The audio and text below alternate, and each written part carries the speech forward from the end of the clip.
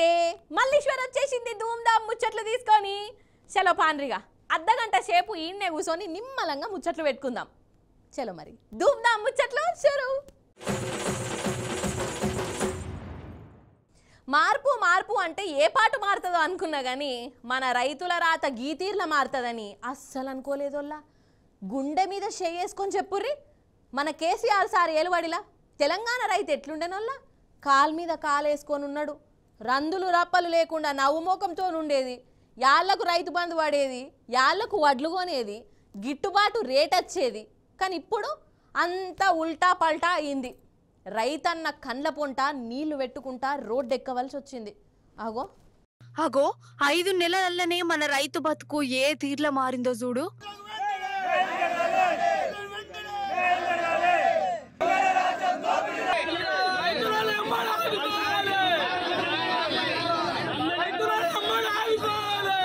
అన్నం పెట్టే రైతులు ఇప్పుడు కాళ్ళు మొక్కే పరిస్థితి వచ్చింది రోడ్ల మీదకి వచ్చి ధర్నాలు చేయవలసి వస్తుంది కండ్ల పొంట నీళ్లు పెట్టుకుంటుర్రు ట్యాంకర్లెక్కి నిరసనలు చేస్తుర్రు కష్టపడి పండించిన పంటను కడుపు మండి గోగిట్ల కాలబెట్టుకుంటుర్రు ఇగనన్న సర్కార్ మొద్దు నిద్రకెళ్ళి లేతదని వడ్లు ముంగటేసుకొని కండ్లల్లో వత్తులే పెట్టుకొని ఎదురు చూస్తురు అయినాటుకెళ్ళి ఉయ్యలేదు కుయ్యలేదు ఈడ ఆడ అని కాదొల్లా తెలంగాణ అంతటి ఇప్పుడు ఇదే పరిస్థితి వచ్చింది రైతులు ప్రభుత్వం మీద మరలబడుతుర్రు అరే ఓ దిక్కు వానలేవాడే వడ్లు తడిసిపాయే మళ్ళా వానాకాలం కూడా రావట్టే మరి వడ్లు కొనాలా అద్దా ఊహో అసలు రైతులను దేకినోడే లేడోల్లా పాపం కష్టపడి పండించిన ధాన్యం గిట్లా తడిసిపోతుంటే ఎవ్వరికన్నా ఏమనిపిస్తుంది ఎంత కాలమని కాపాడతారు ఎన్నొద్దులని కావాలంటారు ఎంత లుక్సాన్ చెప్పురి వీళ్లకు జర వడ్లు కొనురి సార్లు ఎండకు ఎండుతున్నాయి వానకు తడుస్తున్నాయి అని ఎంత మొత్తుకున్నా ఇంటనే ఇంటలేరుల్లా అందుకే సూషి రైతులు రోడ్ల మీదకి వచ్చి ఒక ఇట్లా ధర్నాలు చేసిరు వడ్ల బత్తాలతోని నిరసనలు చేసిరు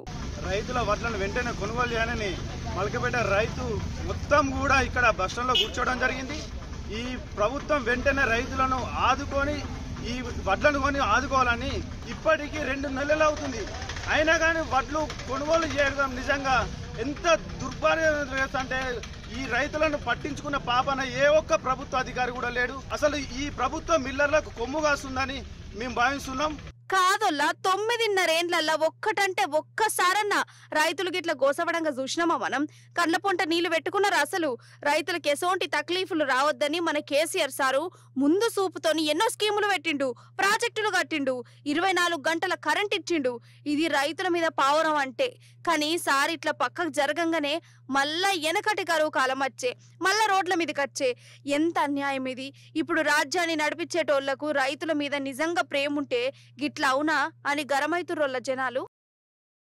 ఇప్పుడు మీకు ఒక కథ చెప్తా బాగా ఇన్న కథనే నేను చెప్తా అదేందయ్యానంటే అనగనగనగా ఒక పెద్ద కుటుంబం ఆ కుటుంబంలో పెనిమిటి పెద్ద పేదోడు ఇంటామె కూడా పేదదే వాళ్ళ ఇంట్లో పనిచేసే పని మనిషి కూడా పేదదే వాళ్ళ తోటలకు నీళ్లు పోసే తోటమాలి కూడా పాపం పేదోడే వాళ్ళ కారు డ్రైవర్ కూడా పేద మనిషే అంత పెద్ద పేద కుటుంబం అన్నట్టు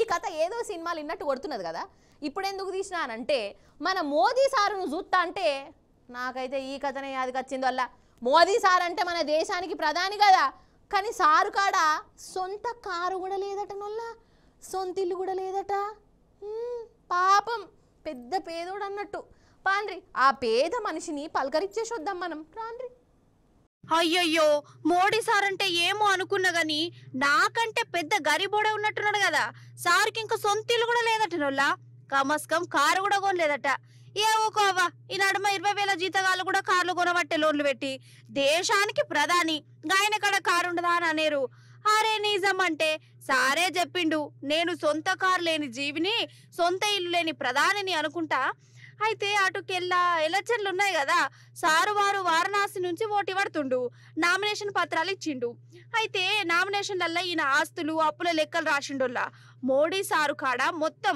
3 కోట్ల రూపాయల ఆస్తులు ఉన్నాయటనుల్లా ఈ 3 కోట్ల రూపాయలల్లా 2,80,00,000 బ్యాంకులో ఫిక్స్ చేసుకున్నాడట ఫిక్స్ ఇక చేతుల్నేమో 52,920 రూపాయలే ఉన్నాయట పాపం సగం నెల కూడా కాలే చేతుల 50,000 ఉన్నాయంటే నీలాకరత్తే సారుకు పైసలకు కటకట అవుతుంది కావచ్చు అంతే కదా మరి నెలకు కటింగ్లు పోను టీఏలు డిఏలు కలపంగా దగ్గర 5 లక్షల రూపాయలు వస్తాయి సారుకు కానీ చేతుల మాత్రం ఇప్పుడు 52,000 రూపాయలే ఉన్నాయంటుండు.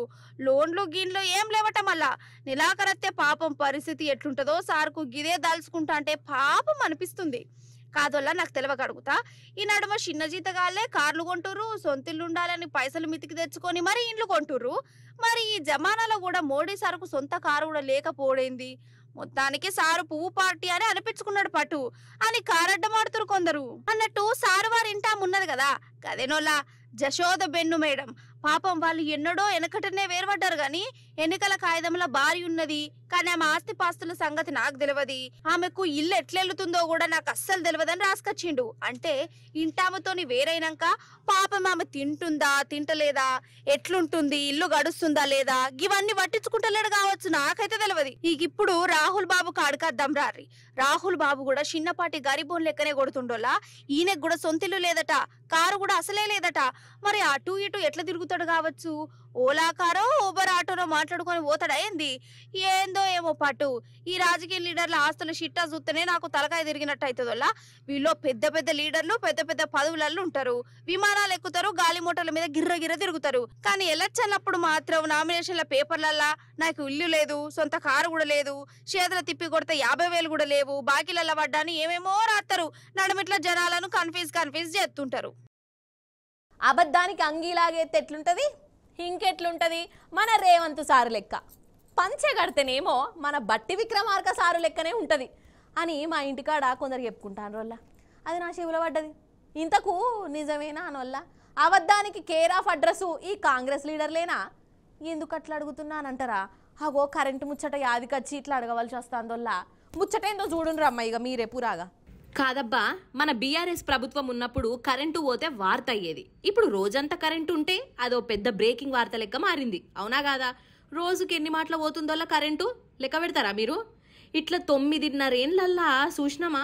కానీ ఏమంట కాంగ్రెస్ ప్రభుత్వం వచ్చిందో అగో అప్పటి సంధి తాప కోపారి కరెంటు ఓడు చాలైంది. ఇక దీని మీదనే రేవంత్ సారును అడిగితే ఏమంటాడు? మా తప్పేం లేదు, కరెంట్ ఆఫీసులా కొందరు కావాలనే కరెంటు బంద్ చేస్తాండ్రు, మా తప్పు లేదు, ప్రతిపక్షాలది, కరెంట్ ఆఫీసర్లదే తప్పు అని అనబట్టిండట. ఎంత అన్యాయం వల్ల ఇంటుంటే మీకే ఏమనిపిస్తున్నది? నిజం చెప్పుర్రి. అరే కరెంటు పోతే ప్రతిపక్షాలది ఎట్లా తప్పో నాకైతే అస్సలు అర్థమైతలేదు. ప్రభుత్వంలో ఉన్నదెవలు, పాలించేది ఎవలు? ఏ ఆఫీసర్లైనా ఎవరు చెప్పినట్టింటారు? అంటే ఇదెట్లున్నదంటే ఆడలేక మధ్యలో ఓడ అన్నట్టున్నదని చెప్పుకుంటుండ్రు. అంటే సగబెట్టుడు తెలవక తప్పు వేరేటోళ్ళ మీద ఎత్తి చూపేటోళ్ళను గట్లనే అంటారట. ఇక ఈ శాస్త్రము మన రేవంత్ సారుకు ఏ పాటు సెట్ అవుతుందో మీరే చెప్పాలి అన్నట్టు. ఓ దిక్కేమో రేవంత్ సారు కరెంటు కోతలున్నాయి, కావాలనే కరెంట్ ఆఫీసర్లు కడిగెత్తాండ్రు, ప్రతిపక్ష పోలు చేయబట్టే కరెంటు పోతాంది అని అంటాండా. ఇక ఇంకో దిక్కు మొన్నోసారి శ్రీమాను బట్టి విక్రమార్కుల సారు వారు ఏమన్నారోళ్ళ, కరెంటు పోతలేదు, అసలు బీఆర్ఎస్ ఉన్నప్పటికంటే ఇప్పుడే ఎక్కువ కరెంట్ ఇస్తున్నాము, మస్తు కరెంట్ ఉంటుంది అని చెప్పుకొచ్చిండు.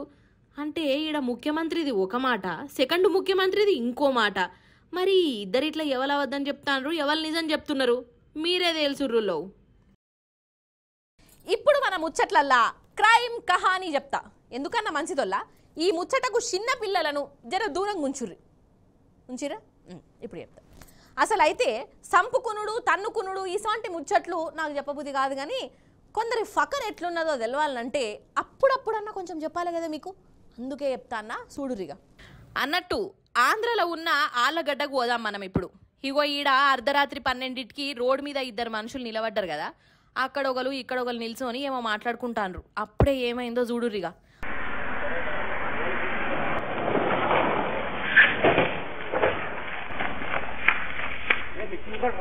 అబ్బరే బిడ్డ, కారచ్చి గుద్దింది. అగో ఎట్లా ఎగిరిపడ్డాడో చూడు. ఇగో ఈయన తప్పించుకున్నాడు. ఓషిని చూద్దాన్రా, 4 మనుషులు కారు దిగి ఆయన ఎంబడి పడుతురు కదా. అంటే ఇది కావాలని చేసిన యాక్సిడెంటు. ఈయన ఎవలో కాదోల్లా Andhra leader Bhuma Akhilapriya bodyguard అట. కావలసుకొని ఈ పని చేసిర్రట. లొల్లులు జవడాలైతే మనుషులను చంపుడైనా అనోళ్ళ కథకున్న వాడెత్తు అన్నట్టు. ఇప్పుడు అటు ఉత్తరప్రదేశ్ పోదాం పాండ్రి.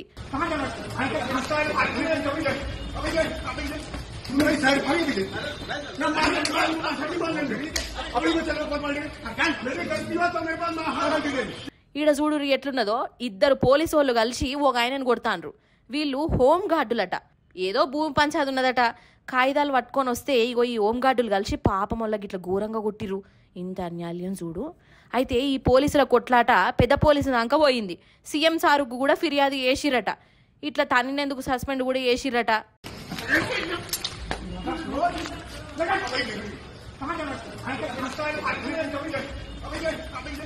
కానీ చూడురి, ఉత్తరప్రదేశ్లో నడి రోడ్డు మీద పోలీసులు అన్యాయంగా గీతీర్ల కొడుతుంటే ఆపేటోళ్ళు లేరు, ఇదేంది అని అడిగేటోళ్ళు లేరు.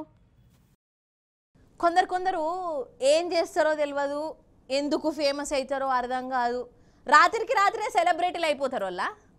నాకు కూడా అట్లా కావాలనిపిస్తుంటుంది, కానీ ఏం చేస్తాం. ఇగో గట్లా రాత్రికి రాత్రి సెలబ్రిటీ అయిన ఒక ఫేమస్ పర్సనాలిటీని మీ ముంగటికి పట్టుకొచ్చినా మరి ఇంకెందుకు ఆలస్యం, ఎవరో చూడుర్రి. కొందరు చిన్న చిన్న పని చేసి వామ్మో నా కాళ్ళు గుంజుతాన్నాయి, నా చేతులు గుంజుతాన్నాయి అని అంటారు. గీడికెళ్ళి గాడికి నడుచుకుంటూ పోదామంటే కూడా వామ్మో నా వల్ల కాదంటారు. కానీ ఈ తాత 102 ఏండ్లుండంట, ఎంత హుషారుండో చూడురి. ఇప్పుడు కూడా తాత మస్తు ఆడుతుండు బ్యాట్ బాలు. ఎయ్యూరు అనుకుంటా మస్తు కొడుతుండు. ఆగు చూడు ఎట్లా ఆడుతుండో. 102 ఏండ్లైనా తాత చాలా గట్టిగానే ఉండు, బ్యాట్ పట్టుకొని కొడుతూనే ఉండు. బాలేసుడే లేటు, తాత ఒట్టుడు కొడుతుండు చూడురి. ఇప్పుడు ఇంకొక అడిగి పోదాం. ఎవరైనా కుక్కను పిల్లిని పెంచుకుంటే రోజు వాకింగ్ పోయేటప్పుడు దాన్ని తీసుకొని పోతారు, లేదా ఎక్కడికైనా బయట పోయినప్పుడు కూడా దాన్ని తీసుకొని పోతారు. కానీ ఈ అన్న ఏకంగా ఎలుగుబంటినే పెంచుకుంటూ నిజమేనోళ్ళ దాన్ని బైక్ మీద పెట్టుకొని ఊరంతా తిరుగుతుండు. 133 కిలోల ఎలుగుబంటిని పెట్టుకొని మస్తు తిరుగుతుండ్రు, ఇద్దరు దోస్తులు లెక్క తిరుగుతుండ్రు. ఇదంతా రాష్ట్ర దేశంలో జరిగింది. కార్లో పోతున్నావు కన్నా ఈ వీడియో తీసిండు, నెట్టిట్లో మస్తు వైరల్ అయింది. మస్తుంది కదా అని మనం ముచ్చట్లకి తెచ్చినా మీ అందరి కోసం. ఆకాశము ఎందుకో పచ్చబడ్డది, కాదు ఆకాశం ఎందుకో ఎర్రబడ్డది, కాదు ఎర్రగా కూడా కాదు, గులాబీ కలర్లకు వచ్చింది. అరే అవంటేనోళ్ళ ఆకాశం అంతా జరసేపు డ్రెస్సులు మార్చినట్టు రంగులు మార్చుకుంటా కనబడ్డది. అంత లావైతే మీరు కూడా చూడుండ్రమ్మ. ఆగుండ్రి ఒక నిమిషం ఆగుండ్రి.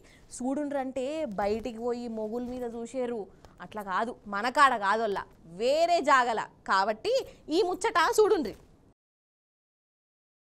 అగో చూడురోల్లా ఆకాశమే. అరే అంత గులాబ్ కలర్లకు మారింది కదా, కొన్ని జాగలల్లా పచ్చగా కూడా అయింది. ఓష్ని కొంపదీసి పోయే కాలం వచ్చిందా ఏంది? భూమి మీద మనుషులకి ఇక నూకలు ఒడిచినట్టేనా ఎట్లా అని గజ్జు అనేరు. ఆ ముచ్చట గురించి నాకు కూడా క్లారిటీ లేదు, కానీ అటుకెళ్ళి సోలార్ తుఫాన్ వచ్చిందట. నువ్వు సోలార్ తుఫాను, ఉన్న తుఫాన్లు సరిపోతలేవని కొత్తగా సోలార్ తుఫాన్ ఒకటి, అంటే సౌర తుఫాన్ అట. ఆ తుఫాను మన భూమిని తాకిందంట. ఇక అట్లా తాకినప్పుడు జరంతా ఎటమటమయ్యి ఆకాశం అంతా గిట్లా కలర్లకు మారిపోతుందట. అటు చైనా, జర్మనీ, స్విట్జర్లాండ్, గిజర్లాండ్ ఇసోంటి దేశాలల్లా ఈ తుఫాన్ వచ్చి ఆకాశం రంగులను మార్చింది. అగ చూడుండ్రి జరసేపు మీరు. ఇవాళ రియాలిటీ ముచ్చట్లు మళ్ళీ రేపు వస్తుంది మీ మల్లీశ్వరి. అప్పుడు వచ్చేటప్పుడు ఇంకిన్ని ముచ్చట్లతో కలుస్తుంది. అప్పటిదాకా మీరైతే చూస్తూనే ఉండండి టీ న్యూస్. నేను ఉంటా మరి. నమస్తే, టాటా.